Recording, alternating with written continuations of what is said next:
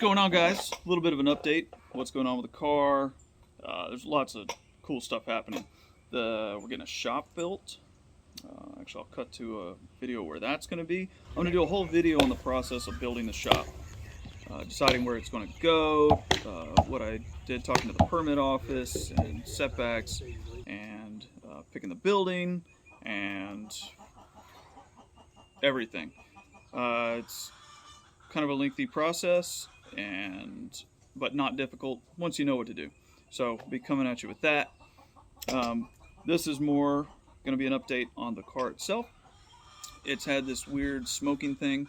We've had the car tuned through enthalpy, had it retuned, running better than ever, but it had this smoking issue that would not go away, and couldn't figure it out. And so what would happen? You crank up the car, boom, cranks up, idles beautifully, and idles come up, I don't know, 1400 or so, and then settles back down. Now once the car warms up, getting into the I have a 160 degree thermostat in there, so it runs a little cooler. But once it would start getting into the 150 range, smoke would start coming out.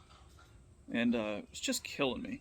And not much while you're really driving, per se, but then if you give it a blip on the throttle, or you rev it up, doing anything, a big puff of smoke would come out. And then you'd be, fully operating temp, sitting at a light somewhere, just rolling out whitish smoke. But I did notice when I'd blip the throttle, it'd be bluish. So I'm like, okay, oil. Been chasing down everything. But it has new valve seals, new piston rings, and I really didn't want it to be one of those problems. So finally took the intake off the turbo. Currently, it is a Twisted Motion GT2871R and journal bearing. And I could wiggle it around, wiggle the input shaft. I'll show a video of that right now. And so pretty sure that's the problem there. Enough so that I was talking to a Juku today and have settled on a top mount turbo kit. Super excited, always wanted to do it. Finally bit the bullet. So the next videos will be the process of installing that. We'll be getting obviously a new manifold because it's bottom mount, the new turbo. Had to replace the lines with the longer ones for the top mount. It'll have a dump pipe, an extended dump pipe, or they call it a focus. They call it an O2 housing pipe. There's going to be another. This will be replaced because the hot pipe won't work with this setup. Maybe it could be modified, but they had one that works for it. The only thing that it doesn't have is it doesn't have a fitting for a blow-off valve on the hot pipe I'm getting. So I'm getting a flange that will accept this Grady Type S. And the other thing is I don't have an external wastegate, and they're actually having to drop ship a tile and then have to get a dump pipe for that and blah blah blah. So should have pretty much 99% of everything I need to make this fit, and can finally be top mount. Says local pickups, please pull around back. So that's what we'll do. Okay, here's what we got so far. So, I saw our top mount. There it is. A GTX3076R. They call it an RSX3076R. But billet wheel and dual ball bearing. And then the components to make it work, including the extended O2 housing, of course the various V-band connectors. So this, I can't figure this out yet, but these are the hot pipes that come off the compressor. I don't really understand their orientation, and I worry it might be for like an S13 or so, I worry it might be the wrong application, although it said on the order that it was for S13 and S14. So I don't know, I just don't understand it yet. Until I get all the parts out, I won't really know. Silicone hoses came with that, and plus these were these called T-clamps. I've been meaning to get all of these, so this is great. Longer pipes, or longer feed lines, and for the coolant. Oil drain. I think the fitting from the existing turbo will fit. Well, it's under here. I think the existing fitting will bolt onto here, and I just have to extend some tubing down to the block, I hope. And that's pretty much it. Just various gaskets and stuff. We can dry fit the manifold and turbo up and then figure the piping out. What is not here yet is that piping over there does not come with this flange for the blow-off valve. So I ordered a weld-on flange, so that'll have to be welded on. And I also don't have a wastegate. Obviously, I've been running internal. So I've got a 44mm tile that'll go here. And the other thing was an oil restrictor because it's ball bearing turbo. So they're sending me the appropriate size oil restrictor. Then another thing that I might just tackle in the midst of all this, and man, I hate cutting this old gritty piping, but is doing a blow through on the MAP. My MAP is jank anyway. I've had to rewire or resolder quite a few of the lines. But if I cut that out, or cut out a section here, oh man, I'd have to cut the gritty out. C'est la vie. So I'd have to cut out this section here, fit in the Z32 MAP, and then take the wiring back through the firewall over here in the corner and run it out here. I mean, I've wire tucked everything already, so everything's under the dash. But so it'll be pretty easy to pull that through or extend or whatever I have to do to get the connection to come out here. And keep reading good things about blow through. Either, you know, intercooler piping leaks or any kind of leaks don't affect it as much. You could drive the car as an NA. Let's say you blow a piping off, and the car will drive NA, it just won't boost, but it'll get the appropriate amount. It'll read the appropriate amount of air going straight into the car. So if it's not making 0 PSI because there's a hole somewhere, it doesn't care. It'll still tell the computer the exact amount of air that's going into it. So I think I'm gonna have to do that because getting this MAP to fit this, you know, making the piping out and then somehow adapting it smaller to the Z32 and trying to fit all that in there, F all that noise. Like, I could run this open if I want to look cool and then throw the pipe and the filter on when I'm actually driving.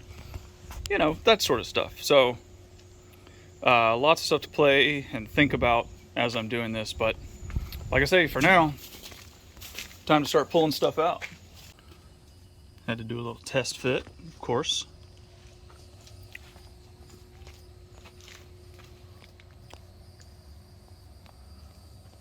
Okay, one of the first of, I'm sure, many things I've changed is this is the power steering. Well, like, here's the reservoir going into the pump, and this runs down to the rack. I have a stainless line on it. It sort of went up and then down because it allowed for, you know, because this gets in the way of the intake going into the compressor on the turbo.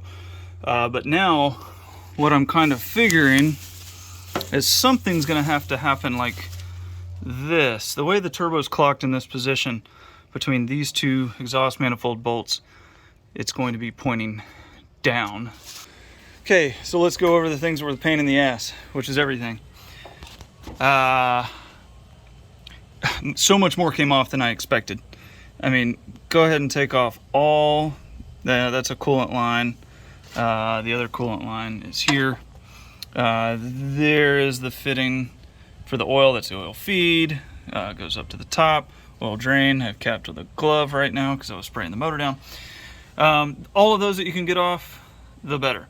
I also had to take off this dang water neck because getting the exhaust manifold out, I couldn't go back anymore. It was hitting up against the brake booster. It was hitting the master cylinder lines. I tried taking this one out, still didn't clear, but a little better. Tried taking this one out, still didn't clear, but a little better. So I took the whole damn thing off. And then with this out of the way, it could all finally slide up out of here. It's time to, well, wash my hands because this is really pretty. And I'm gonna test fit into the, this into the car, then start seeing how these are all gonna line up. I feel good about this based on what I've seen, but this is still the big mystery. There's a bunch of mysteries, but we'll keep going. Okay, back at it. Had to get a couple things. Picked up some new manifold bolts. Those were just due to be replaced. Got some like thread anti-seize to go on all the, well, everything, turbo bolts, manifold bolts, everything. This piping is going to go in here, and it's going to meet the turbo. I clocked it just a hair to where the turbo goes down, and there will be a 90 silicone coupler that connects to that. That should be all good. I say that this power steering line is about to go, and so I got more of that, but I'm probably going to have to run it like down a little further just to be able to get this pipe to seat low enough to meet the turbo. But that's easy pleasy. I got more line. There's a glove shoved in that oil drain. Got more line to be able to make it up to the turbo, because you know the factory drains like this, and so I got extra to meet there. This isn't even in right now, the dipstick tube, because that's going to have to get bent and moved, but I'm not quite sure where it's going to go yet. I want to put it somewhere clean and nice. And that's it. Yeah, pretty much decided. Going to change the mass airflow. Going to cut out this section, like I said. Mass airflow will go here. Move the wiring over.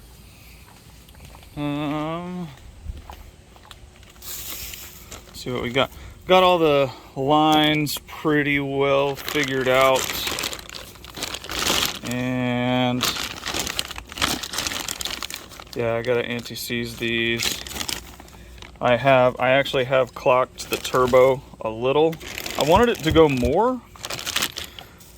So if the turbo's sitting like this on the manifold, I wanted the hot pipe, you know, the outlet for the compressor side, to be as straight down as possible, but I could actually only turn it, could only clock it a little bit before this bolt, come on, focus, before this bolt was hitting the turbine side. But I did need to turn this. I wanted this straight up and down because that's the oil inlet, and I wanted the oil drain straight down. So now it is. So all that's been clocked, bolted back down. See, just a little bit of a gap, enough to be able to turn that bolt, and I'm gonna work with it. If all else fails, I'll have to take and remove this whole power steering reservoir, because it might be a little too close to the wall, and I really don't want to bang this in, but I don't want it rubbing either. So there's still some unknowns, but pretty much ready to start assembling and start getting lines on. I gotta get this. This is a bottom mount coolant line, and getting back there is gonna be total pain, but I have to get that off because I need the longer one. When I say that, maybe I dry fit it. This one actually might, this one might reach. I don't know, we'll see. I'll get it dry fit up and we'll see. Okay, there's the fit up.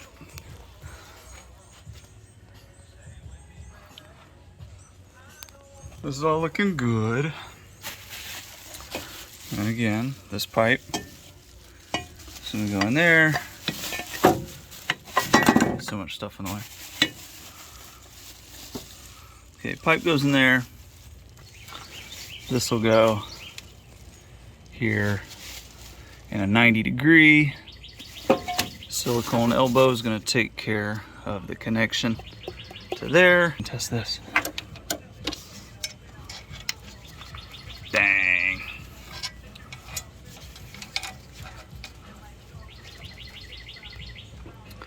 Boy, that's so close, my guy. I feel like it has to go out and over. Yeah, I had to check this 90. It's exactly the same. It's just longer, but so man.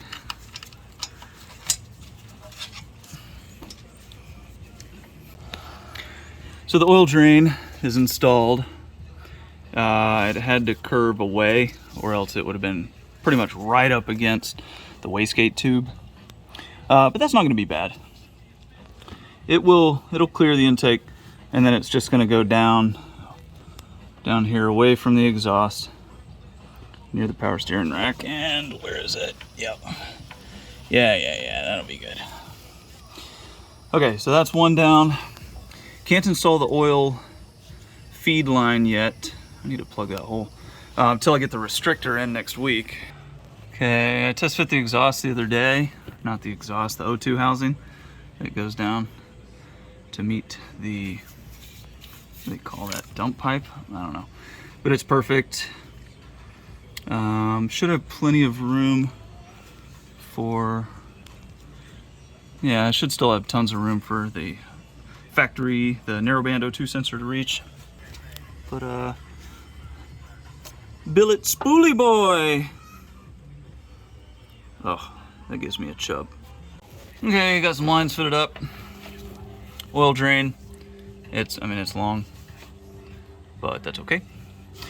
And coolant outflow. Oh wait. Coolant out. Oil in. So the only one that's still a pain, I can't get to the back of this. So it's underneath. There's a coolant hose there. It's underneath, and I installed that when the motor was out of the car. Like, I cannot freaking reach the hose clamp to get it undone. I mean, maybe I can keep trying, but it's like a 5.5 wrench, and I don't even think I have one. You know, just one of those things. So I'm gonna try and hopefully see if I can make this work somehow. Not a huge fan of that, but an unhappy compromise. This was 90 degrees. Bent it out a little bit. Just clears the freaking turbine housing, but it works. And there's enough slack. I'm sort of okay with it. I mean, obviously it's gonna be hot. It's made to be right next to the turbo, so hopefully that'll be okay. And then I test fit the exhaust. The exhaust is, I mean, this O2 housing is great. Like, it's down there in the rest of the exhaust. But ironically, I've got a wrench or like a pry bar pushing the exhaust down. I mean, maybe an inch or so in order to get the old turbo out. So now it's causing the whole exhaust to be down just a little, but it fits perfect. Like, this is just sitting here. It went in the holes. It's a perfect height. Boom, throw the V-band on there, done. And I'm fine with that. Exhaust sticks down a little bit. Who cares? One thing I did have to do, crankcase breather pipe pointed almost into the exhaust. I threw a extension in there, bent it up straight, because that'll go from here to the T, which I've been moving in order to tighten hoses. So I'll straighten that out. And then this side of the T goes to an oil catch can. But yeah, pretty freaking cool with it so far. Okay. Well, first, piping is in. So yeah, it fits pretty well actually. I mean, it's not rubbing, it's not even touching there. I might still need to put something in it just to protect it, but the intercooler is holding it in place. So I had said I wasn't going to use this, and then I realized where the old Gretty piece fit. I'll explain that in a second. Where the old Gretty piece fit, the tubing was more here, right in the middle. So this, and I have this cramped in there pretty good. Actually, could go a little further, but no, I'm happy with it. So this sits back here. The old Gretty piece came out here. So I was like, oh, this piece down here is shorter, and that'll put it in the right spot. And sure enough, it did. All the couplers fit up. Figuring out these T connectors is actually a little bit of a pain. But yeah, so now there's power steering line. Now I can figure this out, how it's gonna make it from here to there. This was the other thing. This was what sent signal to the wastegate, boost signal. And actually it sent it to the Gretty blow off, the boost controller, via here. So I'm gonna have to find a new pickup, which I think this on the bottom that I have capped off, I think that's actually a boost signal, so I could send that over to the valve, and then I don't have a jank freaking connection on my intercooler piping. Okay, a whole bunch of stuff going on this top mount project. I'll update you on a couple things. I had plenty of length and was able to pull the mass airflow plug over here, and so that's great and all, except I kind of changed my mind. I'll get to that in a second. And this is just a filter for now. I have a 45-degree silicone coupler that's gonna bring it over here. Whoops, bring it over here. This is all mounted in place. The V-band flange T-bolt. Oh no, that's a V-band connector is attached. So finally got in the tile wastegate. This thing is a monster. I mean, it's big. I don't have small hands. Here's it compared to the Gretty blow-off valve. Like, holy crap. So I have to put in springs. I think I'm gonna go black and red, keep it a little over 10 psi, and then I'll change the boost with the blow-off or the boost controller. Other thing is all these. Getting rid of those, stepping up our game. I'll get to those in a second. Got plenty of T-bolt connectors in different sizes that I'm going to need for what I'm thinking. Got the flange. Make sure that's correct. Super. Oil restrictor. Very important. Ball bearing turbo. 4-inch 45-degree silicone coupler. That's what's going to build the intake once I get there. This is a 4-inch to 3-inch adapter. So this is going to go on the turbo. I'm going to do 3-inch PVC. Christ. 3-inch pipe to the mass airflow, and that's going to get the car running. Matter of fact, which way is the flow in? I mean, I'm probably just going to set it up like this for now because I'm not going to use this. All right, hear me out. As great a guy as Martin is, and as communicative as he is, and all that, I'm getting a Mega Squirt plug and play standalone, and I'm going to do the tuning myself because that's what I like doing anyway. And before I go dumping more money, all right, I've already wasted the $400 to get him to tune it and the trip down to Tampa and all that. But it was good. I mean, I see the power of tuning and what it does, so now I want to do it myself. And I've been researching the hell out of Mega Squirt, and it's super vast in its capabilities. I mean, a ton of things you can do, and I love that. I geek out on that stuff, so I'm going for it. I just ordered it, matter of fact, about 5-6 hours ago. So okay, so the whole point of that is Mega Squirt uses a MAP sensor and an intake air temperature sensor to do the job of this. And the kit actually comes with the intake air temperature sensor, and the MAP sensor is actually built into the ECU. So you run a vacuum line. And it'll come with a little fitting that you need to put on the intercooler piping near your throttle body in order to pick up that signal.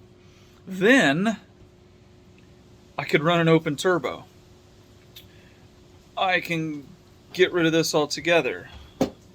I can not cut my intercooler piping and sandwich this in between, because I was going to cut this part off, and then I have 2 sections of pipe to clamp onto. But there's no like beading on it that was going to keep it from being blown off at high PSI. Or I can basically leave everything just like it is, run Mega Squirt, and be able to manipulate and change and monitor and log everything myself. Like, duh. All that being said, for now, I'm probably going to use this setup in order to get the car running. With the tune that's on there currently, the car should run. It's tuned for the injectors. It's tuned for that, for this mass airflow. The parameters is already set in there to get it to idle and idle well. So, you know, I'll be able to double check for leaks and stuff like that while waiting on the ECU to come in. Then I might be able to drive it a little bit and very carefully make sure it doesn't go lean or anything. This turbo is going to flow a lot more air. But yeah, that's currently the plan. Like, we're already in, like, let's go.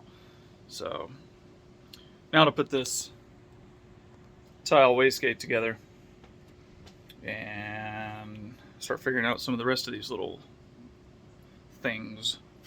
All right, here I go. I can rant for a little bit. So I've moved, oh, gotta back up. I moved this line over to there in preparation for, well, I was gonna have the mass airflow over there. I'm not gonna have the mass airflow at all because I'm gonna do mega squirt. But it sounds like the air intake temperature is actually gonna rely on some of these wires. So conveniently, this wiring's already over here. This is just set up now to try to crank. But I'm gonna put the air intake temperature sensor, I don't know, somewhere in here. So I did the, what's it called? Aluma weld from Harbor Freight to actually, I'm not sure if you're gonna be able to see it, to weld, to keep this plate from twisting. It's threaded on here. I didn't want it to twist because they leak. So I Aluma welded it, and it actually worked great. Then what didn't work great is my Greddy intercooler piping to this flange would not adhere. Nothing would adhere. The Aluma weld wouldn't stick to it. I tried welding it. I built another flange. All right. I built another flange out of metal. And this thing, I mean, it looks ugly as hell. Well, because I've been trying to weld the piss out of it. Trying to get it to stick, and it wouldn't. It would weld to this metal and not this. I have no idea what this pipe is. I'm not a good enough welder to even understand what's going on. But it wouldn't even penetrate this. I don't know, whatever. JB weld, I just got sick of it. Hopefully that'll work. You know, try not to do things ass, but well, too late. So everything's hooked up, oil restrictors in. Down there, God, you can't even see it. Talk about a pain in the ass getting this thing on. Don't even get me started. I have to remove this brake master cylinder in order to even get in there. Got the dump tube welded in. That was kind of cool. Put a couple bends in it. There's the exhaust exit. There's the dump tube exit. That's the downpipe. And then the wastegate dump is right there. So the oil drain, that's hooked up. Power steering lines are hooked back up. This is the dipstick. It's just gonna stay here for now. I might bend it up a little more. Because this will, once I get the MAP sensor and all, this will be my new intake pipe. I just kind of did that while I was waiting on JB weld to dry. So everything should be hooked back up, I guess. I don't know. It's really annoying. But I'm going to try and crank it and see what happens. Oh, and this garbage here, this little bend was not intentional. I was like, okay, I need it to come out of the turbo and then curve, and then the filter will sit down here. I freaking forgot about this 45-degree 4-inch silicone tube, that it's going to sit like this now. Yeah, anyway, whatever. Annoyed. All right, let's see what happens.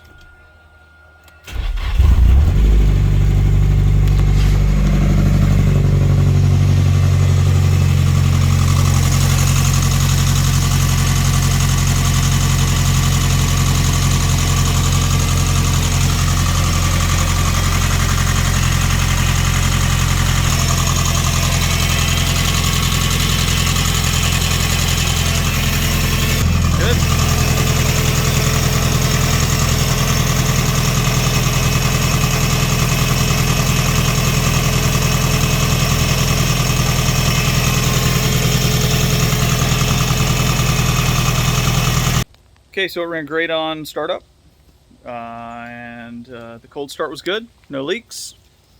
Had to add power steering, had to add coolant. I mean, things that I had to, undo while installing this top mount kit. Putting a top mount is not for the faint of heart. It's definitely very involved. And once it got warm, idle started fluctuating. It couldn't really settle down. It would almost sure that's because the mass airflow is too close to the turbo. There's too much turbulence. There's supposed to be 8 to 10 inches between the turbo and the mass airflow. I want to put a pipe in there, getting it away from the turbo and seeing if that helps. Because really there's nothing else that should be affecting it except now the mass airflow is too close. But that's going to be it for the top mount install video, because now it's going to be about getting the Mega Squirt hooked up and installed. Never found any really good videos on how it all works, so kind of like with this top mount, I'm going to film that process and what I did and what I learned and what I hated, and you'll get to be frustrated along with me. So until the next video.